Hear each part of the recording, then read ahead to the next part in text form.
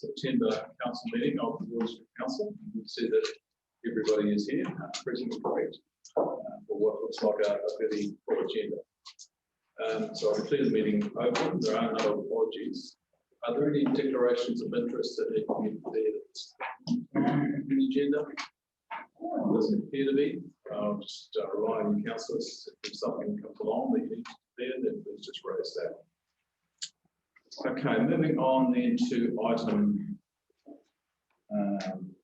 3, confirmation of the minutes of the minutes and reports of the various meetings. And we've got the confirmation minutes of the ordinary meeting council held Tuesday, 11th August. And just before we do get to that, I just want to raise an issue. I just mentioned it to Councillor Phillips now. With regard to the confirmation of the minutes in this meeting that we're about to confirm, clause 1 of the library upgrade section referred. There was a discussion held at this meeting we're considering now. Discussion held as to whether the 5.5 million figure had been part of the recommendation from the previous community strategy. And the decision of council at that point in time was that it was to be removed.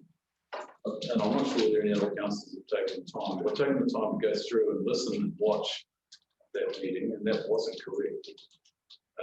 So the separation of the $4 million and the registration of the $5.5 million were correct.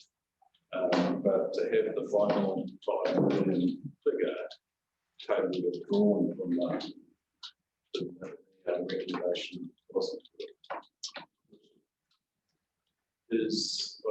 I don't think this is a major. I think that council went on and made some discussion, made some decisions around what it wanted to do with the library, and I think those decisions still stand. I think we do need to be very careful, though, that if we're considering the record of a meeting, that it is actually correct. So if we're saying it wasn't correct, yet we've got it recorded on video and on audio as being the way it was listed in the agenda, then we need to reflect that. So, Mr. Chief Executive, it's an unusual one, and it's one that I haven't struck before, but I just welcome any advice you might have on this one now. I think we just need to note it. Yes, that's correct, Richard. Well, at the time, I was of the impression when the council opted to change the record that what we actually called my memory. So I wasn't asked for a comment or opinion. The key here is to emphasise that it's trying to ensure that the meeting of record is accurate and correct, that does not inhibit the council from altering a recommendation coming from the committee to the full council. So all you're doing here is making sure that you've got the minutes of the Community Strategy Committee meeting correct, and any recommendations coming there from can be amended by the full council at its will. So I think, Your Worship, for to remedy the situation, it just needs to be noted that the minutes of the Community Strategy Committee meeting, as presented to the last council, were indeed a correct and accurate record of what was discussed. So, does everybody understand what Councillor Bolton? I noticed in the minutes that the council made the reference to the 5.5 million rough would be removed from the recommendation. Surely that's a recommendation of the, surely that's an acknowledgement of the durability of that figure. You know, that basically points out that figure is not a hard and fast figure, it's an estimate. And but if you remove the 5.5 from the first paragraph, you get added, and it's quite confusing. So I think that's what. So the recommendation that comes on page 2, and then put and carried on page 3 is fine. It's just that we were having a discussion on the premise that the recommendation that came from the Community Strategy Committee was incorrect. But in actual fact, the record, the audio record, the video record, is that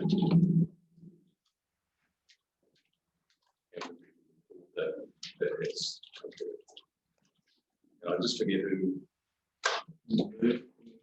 Councillor Davis moved the motion, and I can't recall. Councillor Dixon moved it and I seconded it. Yes.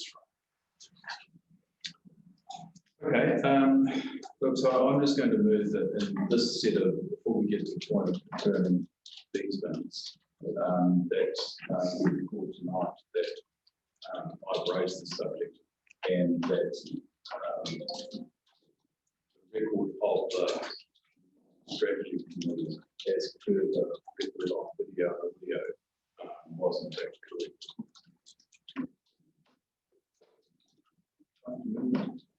That would be helpful, Your Worship, and as on the minutes of the Community Strategy Committee meeting, as presented to the last council meeting, and as supported by video, moved as true.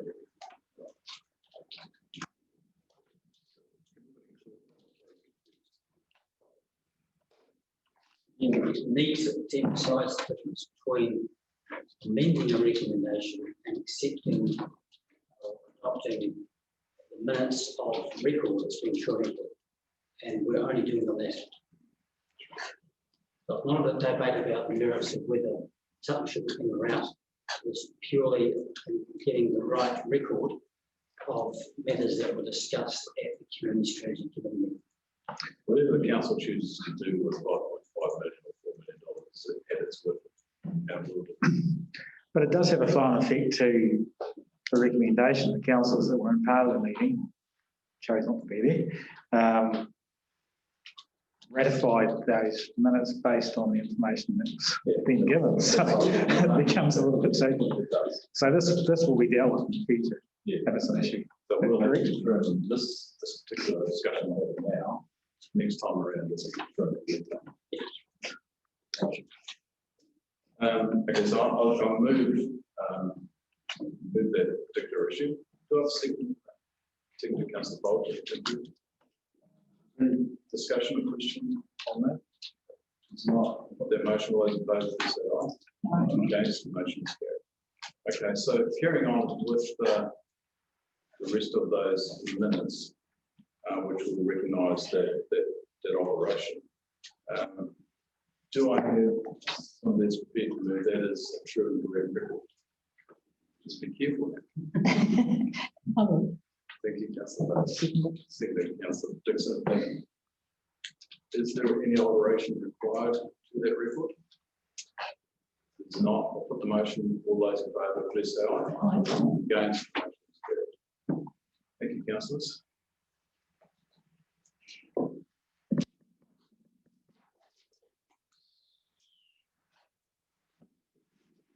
So we have, is there any urgent late business that we are aware of? It's not. Youth council aren't here as yet, unfortunately. So we'll move past that one. Okay. Oh, not, oh, sorry. Youth council and I have to. Right, dog control practices. And we have a memo from the chief executive with the annual report of the council's dog control policy practices for the last year and a recommendation. Any comments on this one? For a discussion? I think it's pretty self-explanatory, Your Worship. I would note, however, that from my observation that better on top of like some of our more problematic dog issues. But I always say that with a hand touching wood, as I've just been notified of an incident in the last 24 hours, which will require probably some of my personal involvement. So. Okay, so it's open for discussion, council. Councillor Green. Excuse me, thank you, Your Worship. Nothing about the report, but just to note that it's really pleasing to see more of the little stations, doggy bags around town. There's quite a few people have actually mentioned that it's a really good positive note, so it's really good. How's our registrations number compared to last year? 3,374 as of June this year.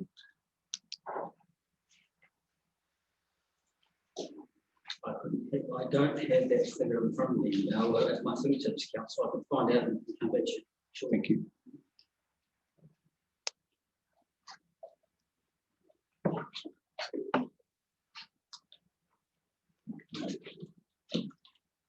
So,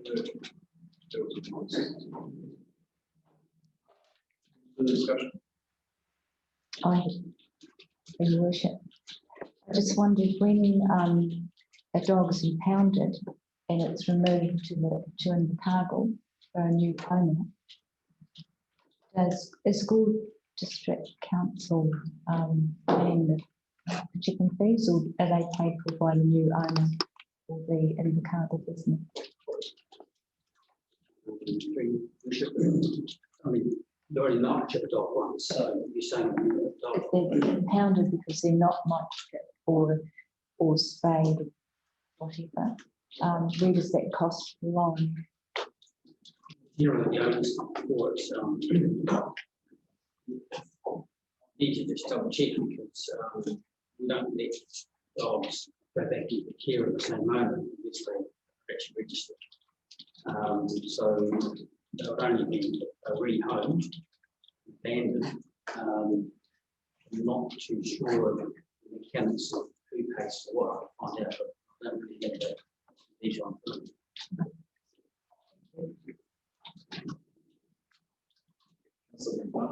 Just a question, when we get the chief was going to give us the stats for last year, do we have a breakdown of rural versus urban? Like, yes, what those as well?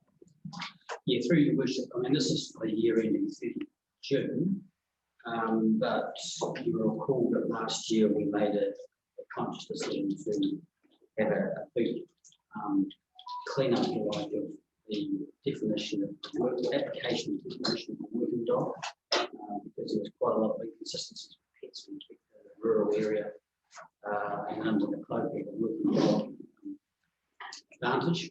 We're paying a lot less. There was obviously some thought given to the amount of resistance and either some might be registrations problem. Not find it out. But to be honest, the feedback hasn't been as near as demanding or exacting or pointy as I thought it would be. There is one too, and correspond with them.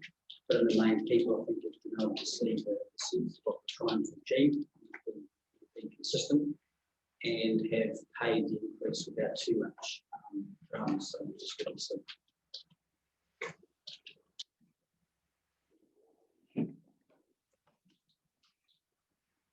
Okay, if there's no further discussion, would someone like to move the recommendation?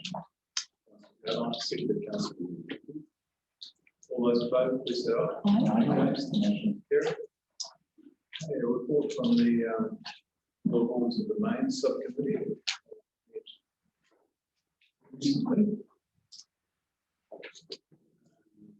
So we have a report here to be received and the recommendations contained within the report to be ratified.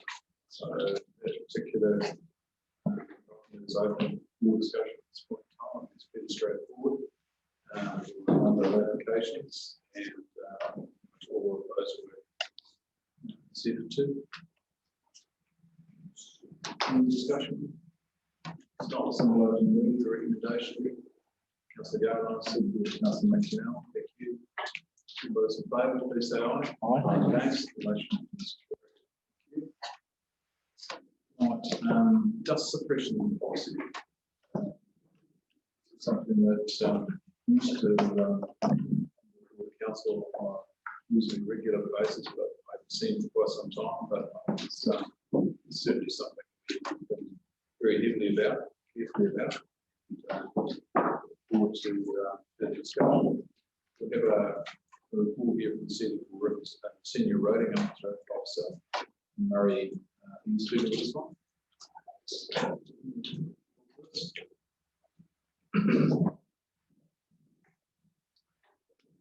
you. Yes, as you'll note from my report, dust is becoming dust from gravel roads, especially is becoming a problem to residents that are close to the gravel roads. It probably has always been a problem, but it's becoming more recognised from research that it does actually have, or can have health issues arising from it.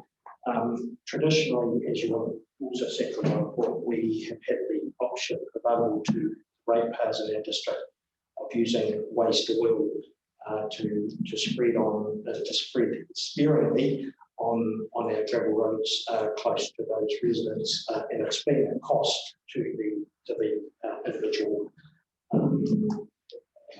house owners.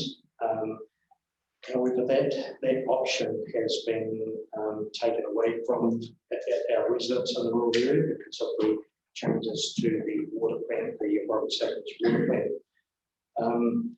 So in most other districts, the use of waste oil hasn't been able to be used for probably many years. And so Southland regional residents have been quite fortunate to be able to use it for so long. It has been a very low cost measure, and it's probably been the most cost effective way of controlling dust, apart from sealing a road. In many other districts around the country, including some of our recent close neighbours, the council has, over a period of time, come to the conclusion that they need to play a part in the control of dust close to residences, and by various means they have either contributed part of the cost of that of preparing and sealing a short section of road beside the house, or they have allowed it to happen. So there's a variety of measures.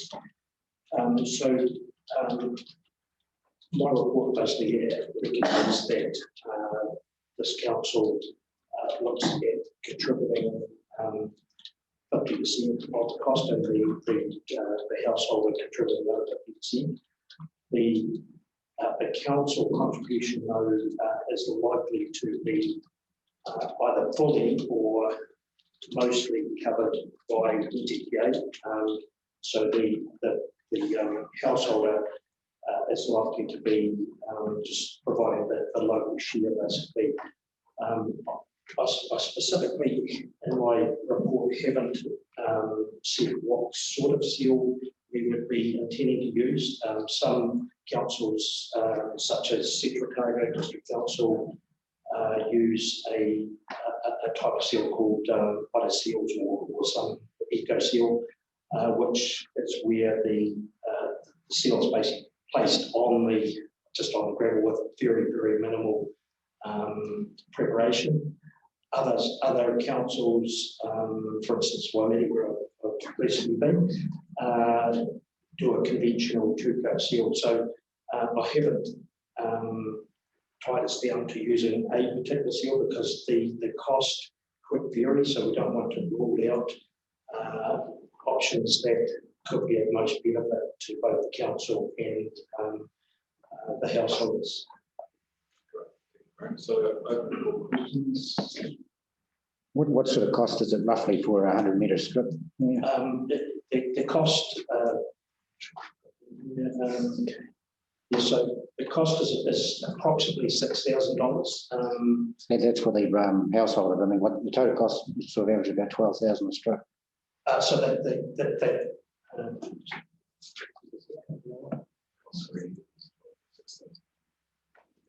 Sorry, so that work on a 50/50 basis, the total cost is around about $12,000. That may vary depending on topography and how far away it is, but they're likely to be in that sort of vicinity.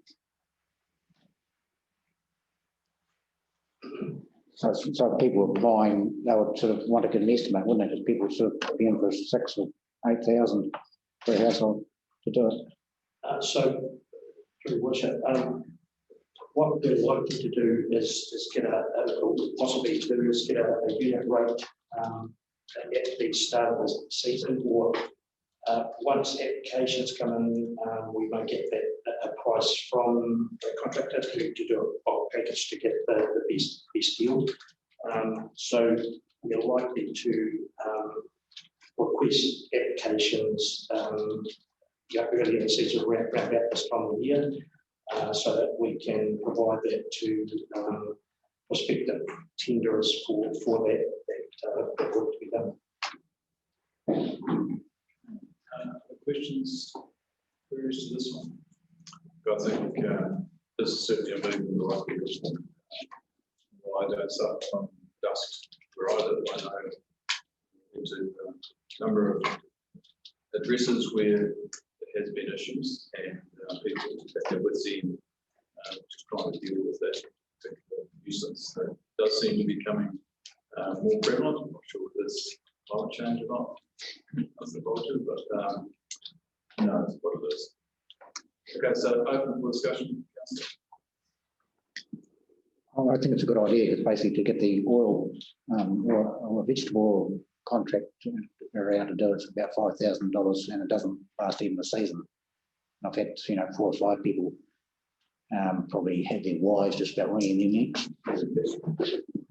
there, and they want something done. So this will be a good option for them anyway.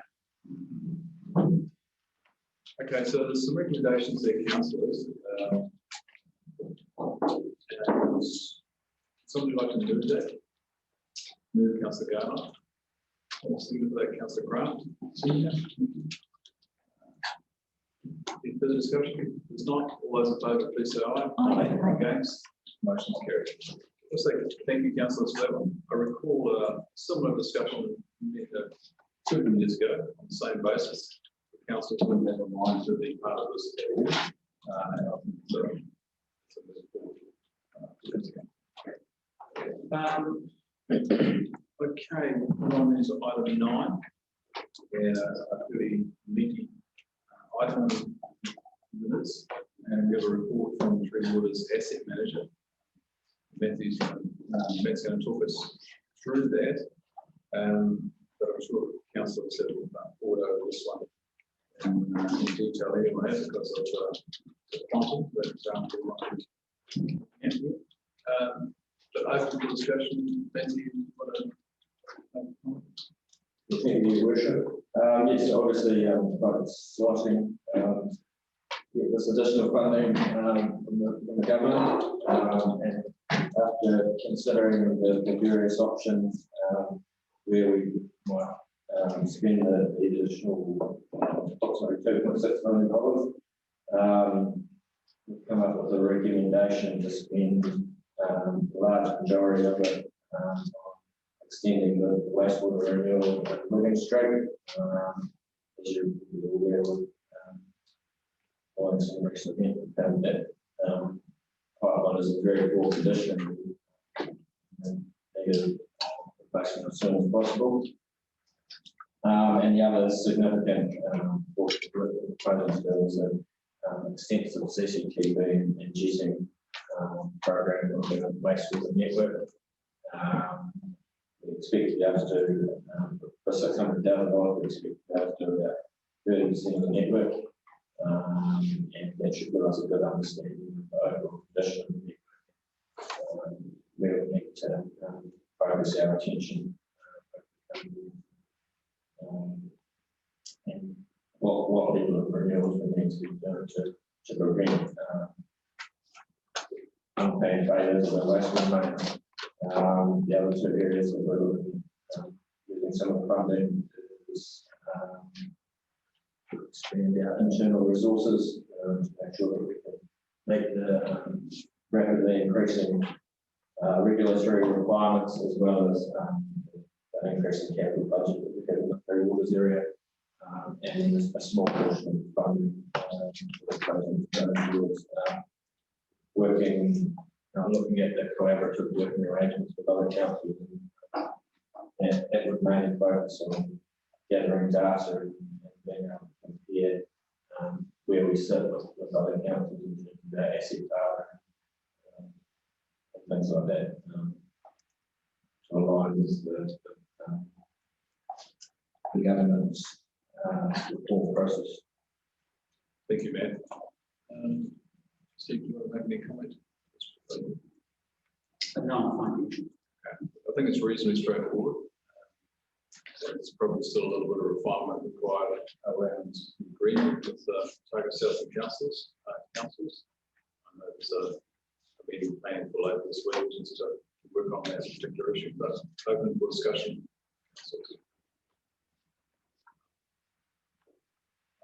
No discussion. John, sorry. Probably I'm a bit outspoken on this one, but I thought we probably would be better trying to aim to do as much renewal as you could on that main water main and getting it across the main road. But whether you do try to get that up to where the Wigan Street and then try to use your lining technique under the main road to try to keep that pipe right for the next 50 years, whether you could actually put that into the budget and cut back a bit on your inspections costs. Because that main is probably one of your mains, and you don't want it blowing up in the middle of the main road or the railway. Yeah, certainly that section where the main passes under the state highway and the railway tracks is a critical piece of pipe, and could be potentially very expensive to replace as a like piece of the network, so it might lend itself to pipelining. I think in terms of the pipelining, a lot of the cost is associated with establishment, so you need to make it cost effective. Ideally, you need to do a large chunk of work, but it will certainly be in our thinking when we procure it and weighing up the pros and cons of a like-to-like replacement versus pipelining. So I'll just add. Since I put together the delivery plan, I attended a webinar last week around what sort of information they're looking for in that delivery plan. And there's some quite specific things that they are looking for there, so I'll need to make some changes to that before we submit it for approval. It's not going to sort of materially change the outcome of the delivery plan, but just some specific things that they're looking for there for the needs and approvals. Thank you, Your Worship. Matt, jetting, is that some sort of a high-powered wash or? Water blast. Yeah, so water blaster, yeah. Yeah, how high water blaster that they put down the pipe to clear the debris. Thank you.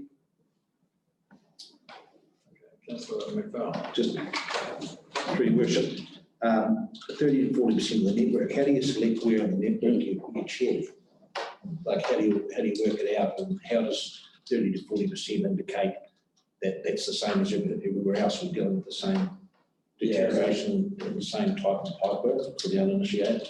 Yeah, so I mean, in an ideal world, we'd do the whole network, but that would cost a lot more.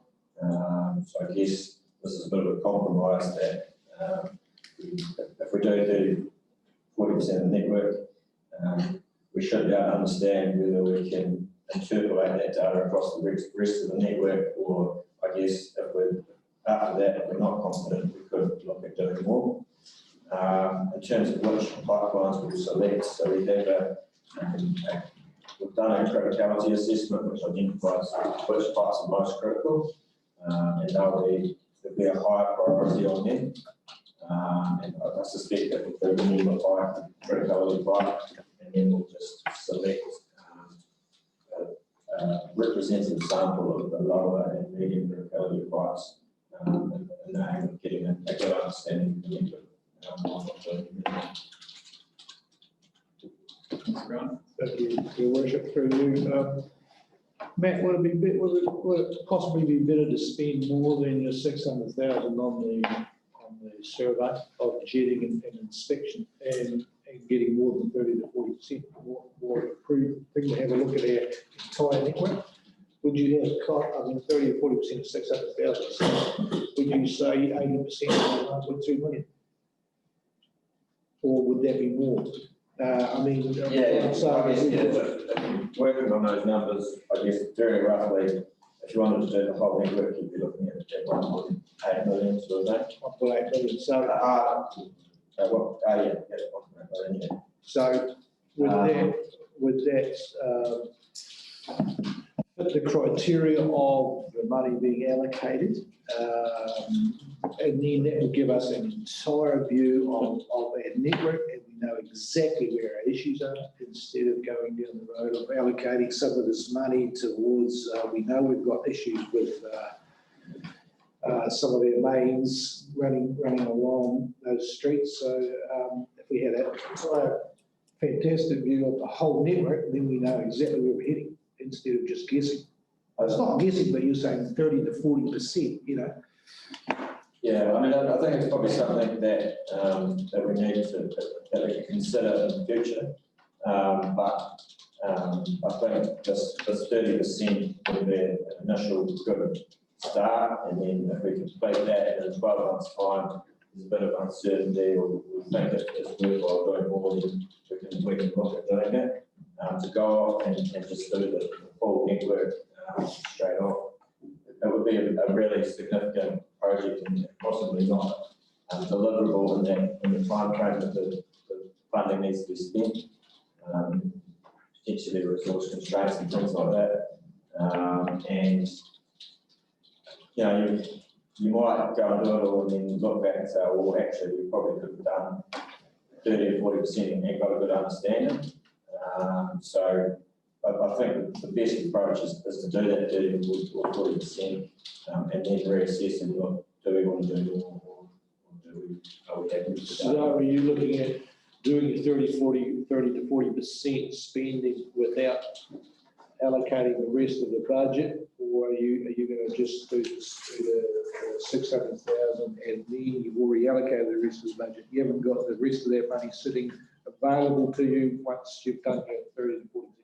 No, so the rest of the money is essentially being spent on the William Street wastewater renewal. Yep. And I guess that given what we now know about the condition of that, that's a very high priority. So if you were to divert all the funding to the CCTV inspection work, you would need to find additional funding to replace that William Street wastewater main as a matter of urgency. So certainly my recommendation is to push a lot of it towards that wastewater renewal. Thank you. Thank you, Matt. That's the question for Matt. Thanks, Your Worship. Is this district-wide, Matera, Waikato, or just Gore? Yes, so it'll be proportionally across the three networks. Okay. Any further questions? Just from Matt, rehabilitate the existing main current liner. Just scares me. 50 years is not long enough. I'd rather spend good money like for like and get 100 years. I have heard stories of the liners where it's collapsed or chemicals in there, things react, or the outside of the pipe that it's lining has collapsed and that. So I definitely wouldn't be in favour of going that. I think most of the public would rather have 100 years. Yeah. Rather than 50 years. It's, yeah, from a plumbing point of view, if I had that option, I'd be going for 100.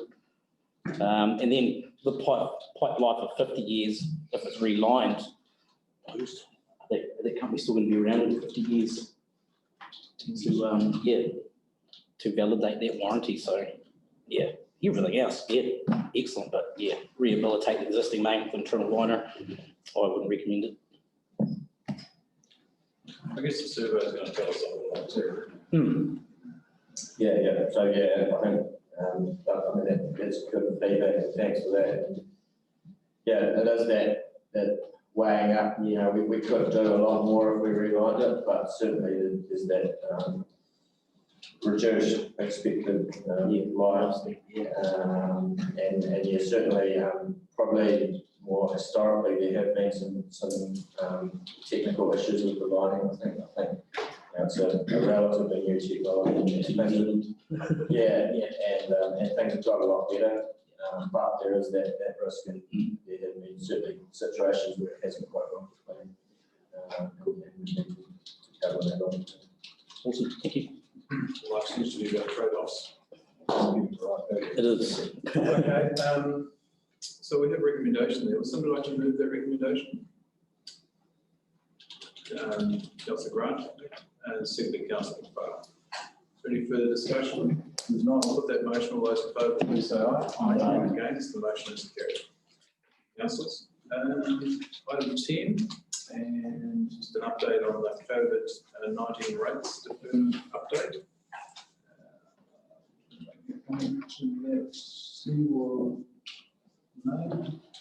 Mr. Worship, this report self-explanatory. There's been not much movement since last time. We've had no further applications for deferment received, and of the original applications are only 4 payments outstanding. So it's a very good result for the council.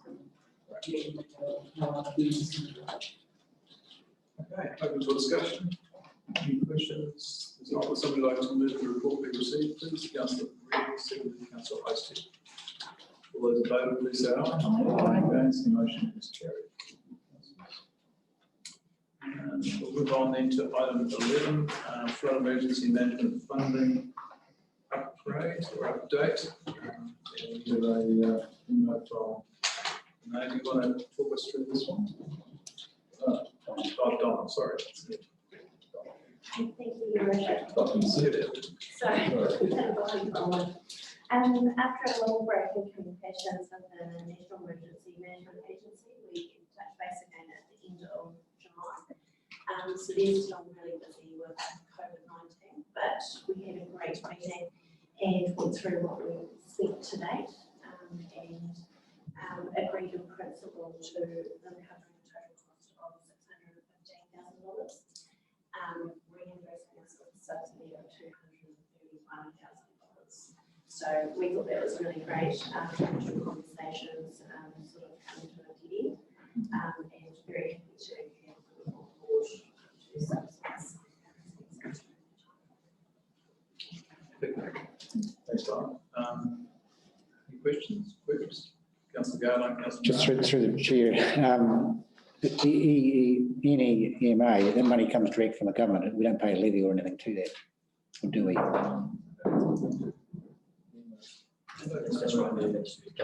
Australian government, yeah. Thank you.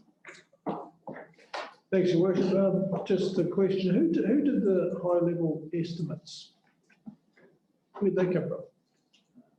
It wasn't consultants, it was all staff. That was done in-house, On-house staff. I'm pretty sure it was. But the high-level estimates, they were done in-house for them. No, we have engaged. Oh, okay, we did. You engaged a consultant. They were a bit out, weren't they? They were. I'm glad they were involved in it, but yeah. They were intentionally cushioned to make sure we have an authority of using a project manager if it is required, if our resources are constrained. Because in-house resources are not reimbursable. And if we can manage something within our council managers, my staff, then those costs are not covered. But so with the discussion with the NEMA people, I think I was signaled that we should, if there is a major project, we should engage a project manager so that there is no stress on the staff. That is why the initial budgets were cushioned, but we try to do it very effectively. I think we should appreciate the team's involvement and taking management of the situation at that time. Okay. Any other questions or comments? Not, would somebody like to move the information we received? Thank you, Councillor Dickinson. Do I have a second for that? Councillor Gavin, thank you. All those in favour, please say aye. Against, the motion carries. Item 12, and we have an update here from a district planning consultant on the district plan review, which is moving its way slowly through the process. Keith, do you want to make a comment on this? Thank you, Your Worship. I've given a bit of a summary of the work that's been done to date and just a couple of key things to draw attention to in terms of the way that government is getting us to write these new plans. It's highlighted by the number of chapters we presently have in our district plans, 11, and we're going to end up with somewhere between 50 and 56 chapters in our new plan. And we will move from 6 zonings and overlays to somewhere between 17 and 20. So government's imposing upon us a far more complex approach than we've had in the past. I've listed in the report that I've done a number of the sections that the committee has been looking at, and at the last meeting I discussed with the committee whether it was worthwhile having a workshop with all councillors to update them on some of the issues, and their response was maybe we should be doing that in about February, so having a workshop together, and the members of the committee may want to comment further on that. In terms of a couple of work streams that are underway, an assessment has been carried out with regard to all of the trees that are included in the district plan, 100 and something of them, by an arborist from Christchurch, I think it was. And his report was ready to go to the committee, but unfortunately Ian Soper was not available at our last meeting, and we'll consider that at the next meeting in early October. There is also work currently underway in terms of landscapes and biodiversity, and they're probably the two biggest issues that we need to work our way through.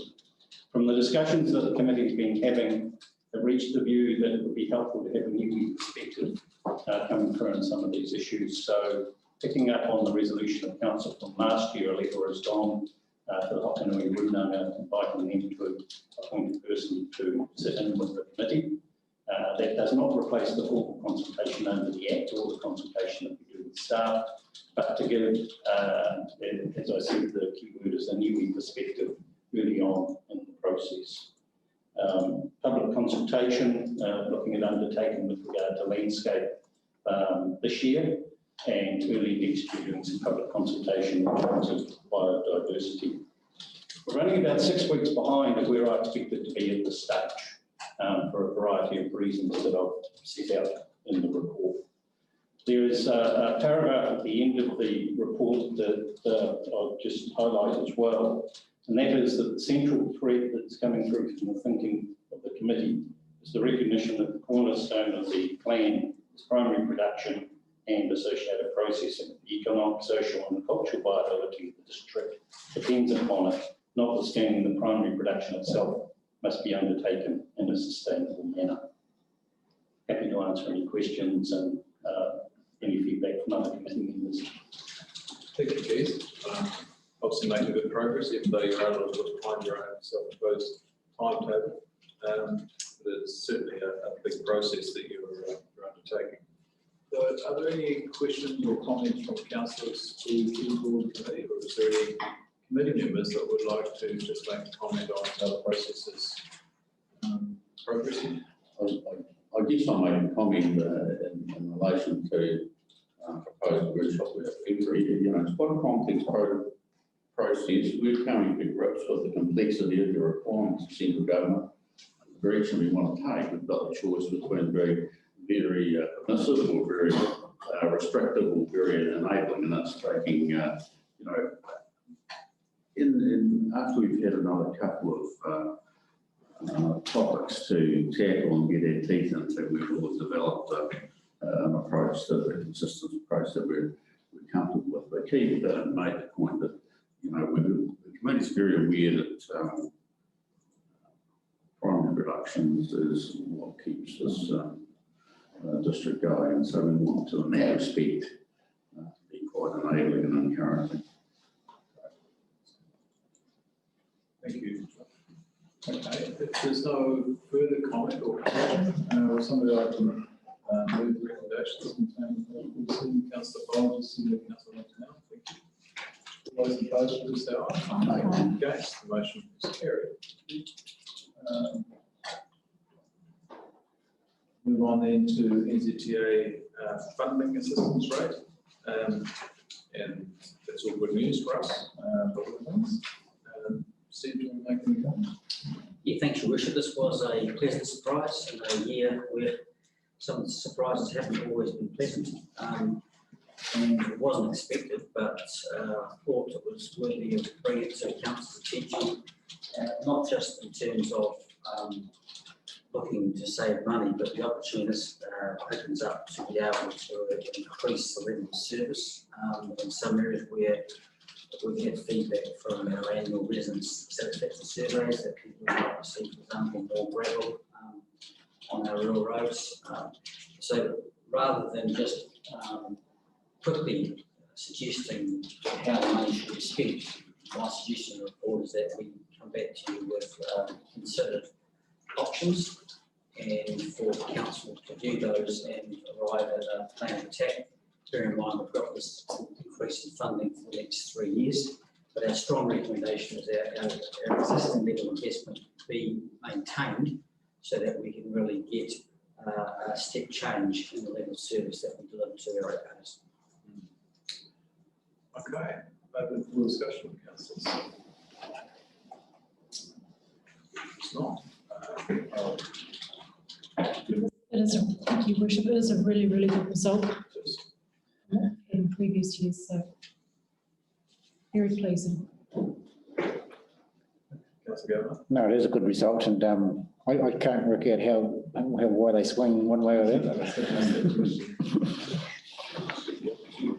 I'll try and work it out. Peter, do you want to make any comment on that?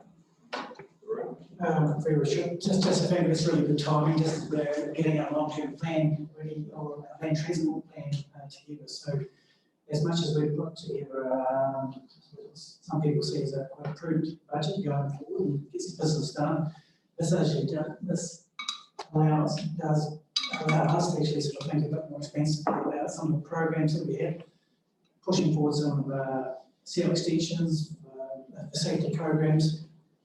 Allows us to keep some a bit more work done on actual rural roads as well. So this is most probably. Thank you. Yeah, just the context of recommendation. During the years that the FAR dropped, what was our response to that in terms of level of service? Was it to reduce it, or was it to maintain the ratepayer contribution? My recollection, through your worship, is very much dependent upon the type of fiscal outlook that was before council at the time. Sometimes it was indeed belt tightening and a drop down to match the available funding. Other times, not so much. So it just depends on what the council's facing at the time. To be fair though, it's been stable at 55% for the thick end of probably half a dozen years. So we haven't had too many, because there was a moratorium or a call where NZTA called on the FAR level review, but they've now obviously commenced reviews of earnest. So there's no guarantee that we'll stay at 59. In 3 years' time, we could be the snake, not the ladder. So, thank you. Okay. No further queries. Would somebody like to move the full recommendation on page 49? Councillor Grant, second Councillor Reid. Thank you. All those in favour, please say aye. Exclamation is carried. Safety report. Your Worship, I think the report's relatively straightforward, but if there's any question, I'm happy to answer those. Questions, queries, health and safety first? To your worship, I was just wondering about the 19 vehicle incidents. It seems quite a lot, really. It is, but most of those are parks department. There's a number of vehicles that are moving every day, and it's just the nature of the beast, really. And most of them are very minor. Okay. Would somebody like to move the report we received? Councillor Highstead, thank you. Second move to that, Councillor Dixon. Thank you. All those in favour, please say aye. Against, the motion is carried. And we have 16 Creative Community Scheme, and minutes from the meeting that was held on the 2nd of September. I can move those minutes to be received. Thank you. Second for that, Councillor Wood. Are there any questions or comments councillors want to make before I? Not, I'll put that, all those in favour, please say aye. Against, the motion is carried. Thank you, councillors. I think that brings us to the end of the open session of council.